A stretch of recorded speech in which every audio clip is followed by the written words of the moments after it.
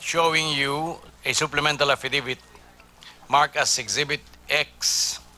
Will you kindly go over this statement and tell us if this is the same affidavit that you have executed?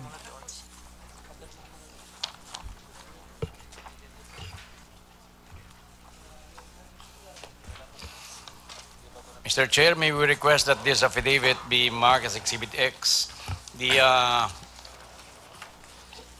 signature of the witness in the left-hand margin of the first page as X-3. Page 2 be marked as Exhibit X-1. The signature in the margin be marked as Exhibit X-4. Page 3 be marked as Exhibit X-2.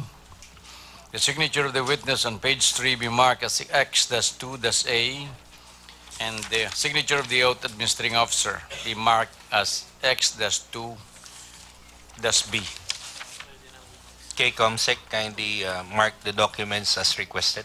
The witness, Mr. Chair, is now ready to read into the records his supplemental affidavit. Director Ragos, please proceed. Mr. Chair. Mr. Chair. Yes, Director Ragos, you are reminded that previously you testified before this committee, and may we remind you right now that though a supplemental affidavit has been submitted, you will be taking or reading that under the same oath. Mr. Chair. Director Ragos, are you affirming those statements? Yes, Your Honor. Okay. Mr. Yes, Chair. what's the pleasure of yes, Congressman Akop. May I ask if the immunity given him during the first hearing would be the same immunity given now, simply because one of the conditions in the immunity given him was for him to tell the whole truth and nothing but the whole truth. I think by the submission of his supplemental affidavit, he did not tell the whole truth during the first hearing, Mr. Chair. So I would just like to ask. Yeah, we understood for the fact that the previous statement was under immunity. May we request now the pleasure of the Majority Leader?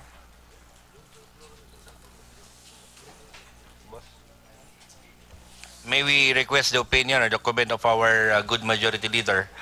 There is a comment on the part of Congress. I think I heard it. Well, like I said during the last meeting, since there is no deadline for the truth, precisely, he is completing his picture and he is doing his part of the obligation or his obligation and part of the condition. Perhaps he felt that he did not. Ganun po ba yun? Medyo kulang yung nasabi niyo kaya kinukompleto at binubuo niyo. Yes, sir. I have no intention of concealing. Only you have to understand that of all the witnesses, I am the closest to Senator De Lima. Hindi lang sa kanya, to the family. It brought me sleepless night. Every time na maiisip ko siya, naiiyak ako until now. But, you know, that separates my duty to my country and to my friendship. Yes, Mr. Chairman, then pursuant to that same immunity, he's completing his statement. Congressman Akop, are you now satisfied with the comments of the good Majority Leader? Yes, Mr. Chair. Thank you. Okay, we understand your point, but then, as we said, you are under oath. Okay, proceed. Please proceed with the reading of your supplemental affidavit, Director Thank you, sir. Ragos. Thank you, Your Honor. Supplemental affidavit. I, Rafael Z. Ragos, Filipino of legal age, with postal address care of National Bureau of Investigation, Taft Avenue, Manila, after being having sworn to in accordance with law, do hereby state and depose. In addition to the facts and circumstances I have already stated in my affidavit dated September 5, 2016, number 1, on the first or second week of January 2013, Ronnie Dayan, the driver bodyguard of the then DOJ Secretary Leila De Lima, approached me while I was at the latter's house in South Bay Village, Parañaque City, and told me, "Sir, gawa pa tayo ng pera." I replied, "Bakit naman?" To which he answered, "Sir, kakandidato si ma'am." The ma'am he was referring to is the then Secretary Leila M. De Lima, of the Department of Justice. Number two, I had no choice but to say yes to Mr. Dayan because I know how close he is to Secretary de Lima. I am a frequent visitor to the house of Secretary de Lima in Parañaque City, her office on Padre Paura Street, Ermita, Manila, and even in their house in Bicol. So I was able to observe their behavior and intimacy towards each other. It is easy to see and perceive that Mr. Dayan is more than just a driver bodyguard of Secretary de Lima, and their former driver of Secretary de Lima, and their relationship goes beyond that of an employer and employee. The former driver of Secretary de Lima, who I know by the alias Bantam, even related to me that in one heated argument between the two, Secretary de Lima and Mr. Dayan, the latter pointed a gun at the former. Number three, thereafter, I received several sums of money on different occasions, which I then delivered to Mr. Dayan at the residence of Secretary de Lima, located at Laguna Bay Corner, Subic Bay Drive, South Bay Village, Parañaque City, in compliance with his instruction to raise money for the Secretary. Number four, on three separate occasions, a certain George Goff, I call this guy George Goff, but his name is Ray Goff also, handed me money amounting to 800,000 pesos. Every instance which, according to him, came from the caterer of the new Bilibid prison. Mr. Goff delivered the money to me sometime on January, February, March 2013. Upon receipt of the money, I turned them over to Ronnie as soon as I had the time at the above-mentioned house of Secretary de Lima. Number five, I was able to remit to Mr. Dayan 1,600,000 pesos of the amount I received from Mr. Goff. The remaining 800,000 were used for other expenses of Secretary de Lima. Number six, on 4 occasions on January 2013, I also received money from Juvencio Ablen Jr., which he said came from the inmates. On the first occasion, Mr. Ablen handed me 1 million pesos. Then he handed me 300 pesos. Then a few days later, followed by 2 more deliveries of 200,000 pesos each. In sum, I received a total of 1,700,000 pesos from Mr. Ablen, which I delivered to Mr. Dayan on several occasions at the above-mentioned house of Secretary de Lima.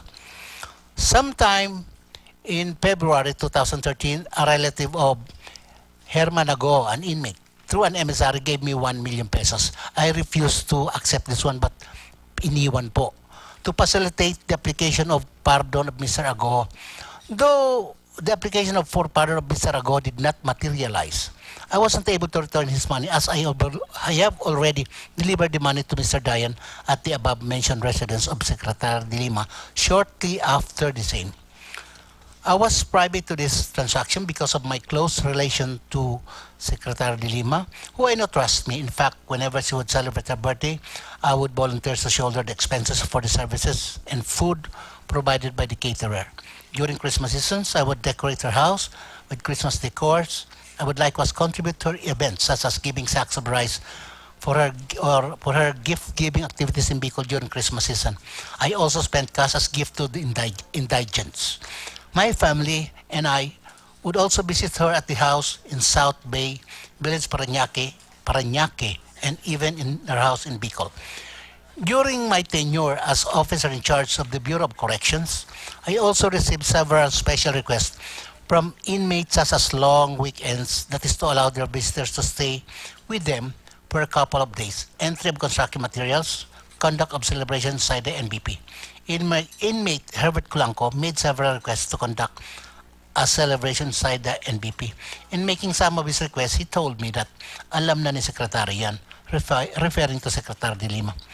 I would casually mention such celebration requests, including the request of inmate Culanco to Secretary de Lima, whenever I have the opportunity to tell her, to which she would normally respond with a nod.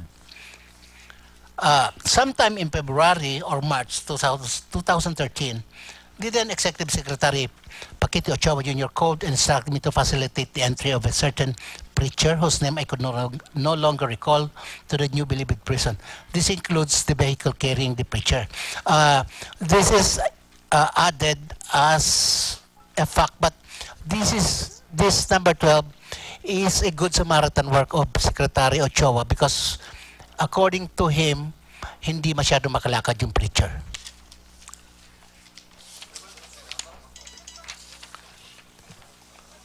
Number 13, I am executing this affidavit to attest to the truth and veracity of the foregoing facts and circumstances and for whatever legal purpose it may serve. In witness thereof, I hereunto affix my signature this 26th day of September 2016 in Quezon City, Philippines. Mr. Director Ragos, having said that affidavit, would you now tell before this committee that would you think that would be your final statement and no more supplemental affidavits in the future? Your Dito ba Honor, sinabi mo na lahat? Baka kasi mamaya meron ka pang nakalimutan.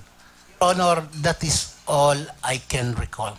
To the, as far as I am concerned, I am not perfect and I cannot be, may mga pangyayari po kasi medyo matagal na yun na it may be not so valuable to me but sa inyo pwedeng ganun. But insofar as the materiality of any statement, tingin nyo nandiyan na po sa lahat sa supplemental affidavit ninyo? Sa tingin ko po, okay na pa ito. Okay. Mr. Secretary, may we know the pleasure? Will he be excused now and shall we proceed with the presentation of another witness? Yes, Mr. Chair, may we call on Vicente C. Okay. Director Ragos, you are excused as of this moment and please be reminded you will be called later on to answer the queries of each and member of the House. Yes, Your Honor. Thank you. Okay, COMSEC is advised to please usher in the entry of witness. Come again, Secretary, what's the name? Vicente C. Ano ba ito? Chinese national po ulit? Chinese Filipino. He knows how to speak Tagalog. Mag-iba sila ng sitwasyon ni Mr. Ko. Magkaiba po, pero magkaibigan lang yan. Hindi, ibig sabihin ko, hindi natin kailangan ng interpreter dito. Hindi na po, kasi dito lumaki yan sa Pilipinas. Okay.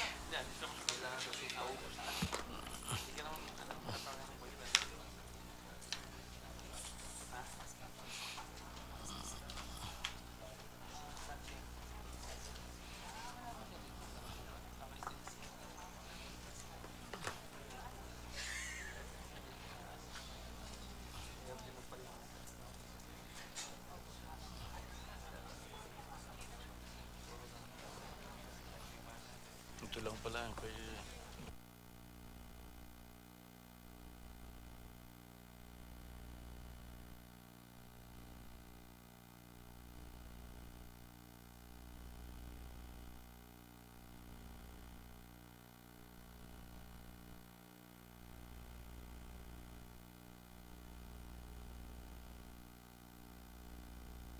And for the record, Mr. Secretary, that would be our last witness, right?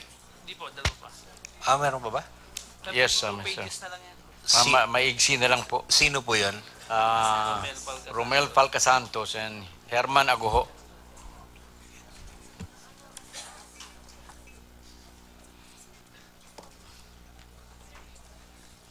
In the meantime, as we are waiting for the witness, Vicente C. I would like to ask the members if you have some queries to the Secretary that you would like to propound. Ayan.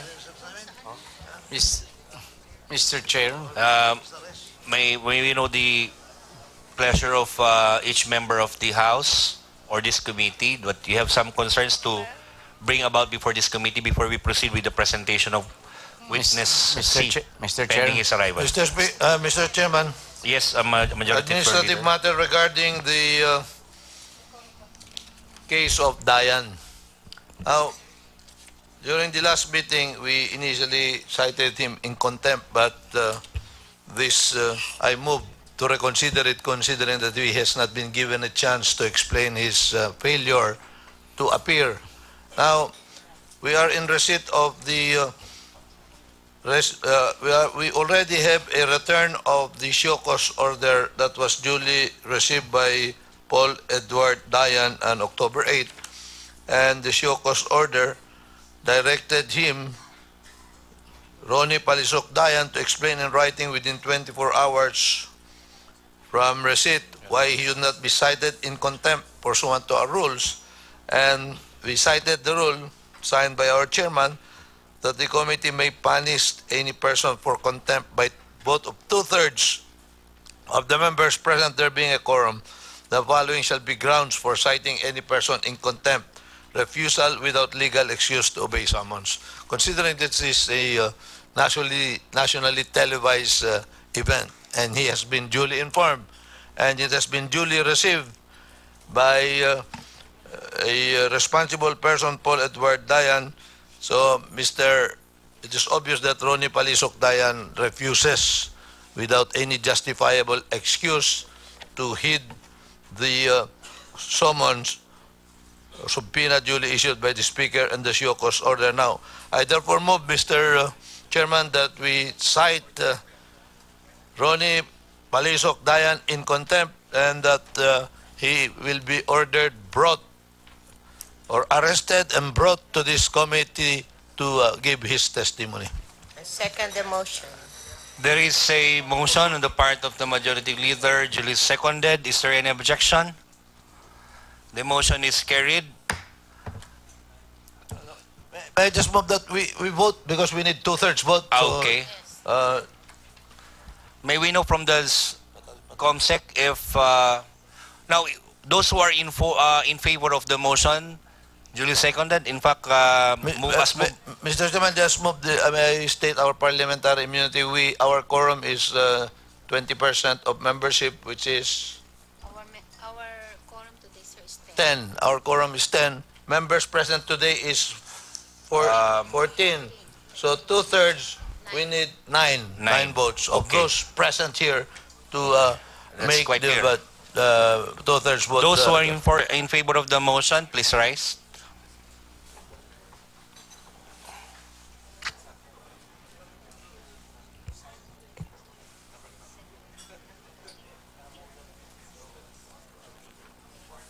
May we know from the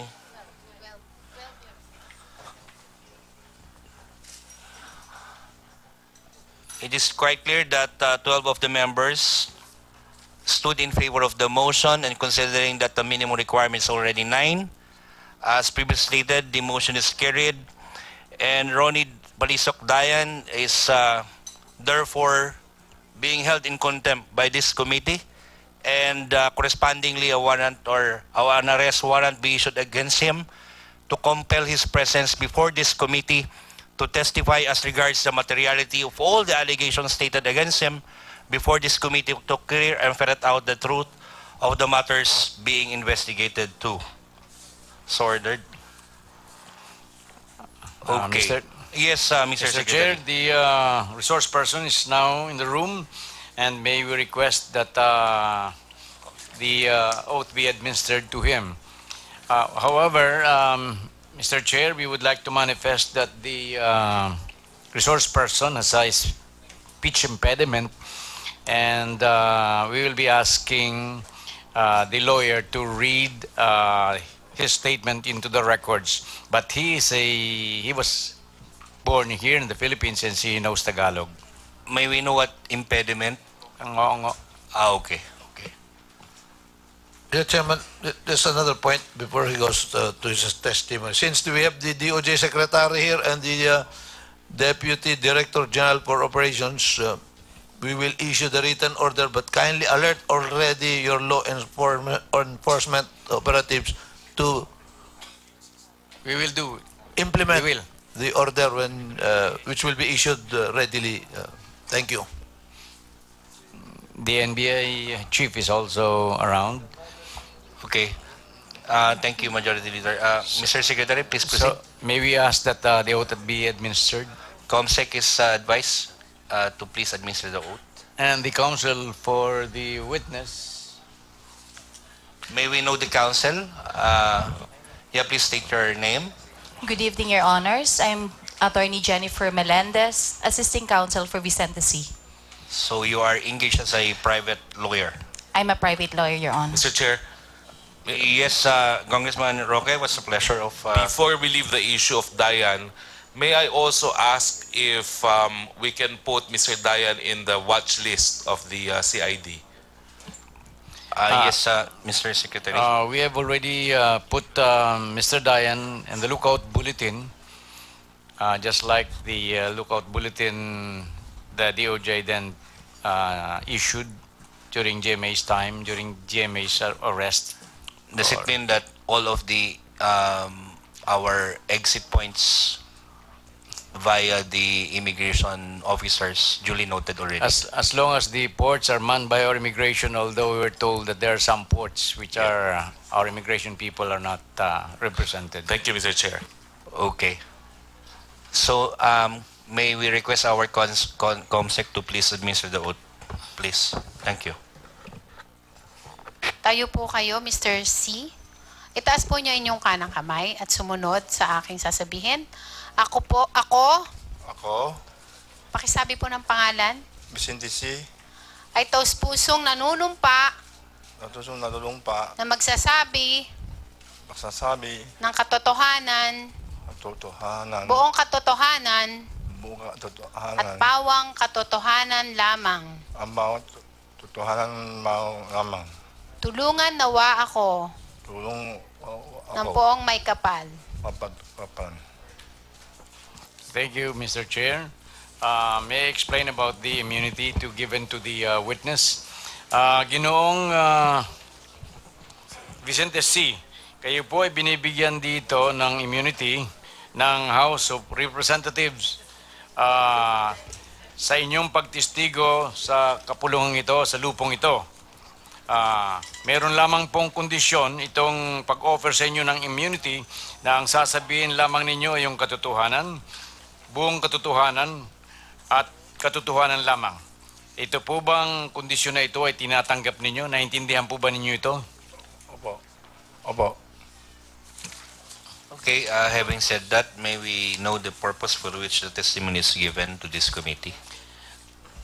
Mr. Chair, we are presenting the witness to prove that drug trade existed at the NBP, that he paid millions of pesos to DOJ's Secretary, Undersecretary Baran, for his transfer from Sablayan Prison to the NBP, that the other Chinese friends raised 1 million pesos and paid to Yusek Baran for the transfer of Peter Ko from NBP to Iwahig Prison. And to prove the other payola, Your Honor, that was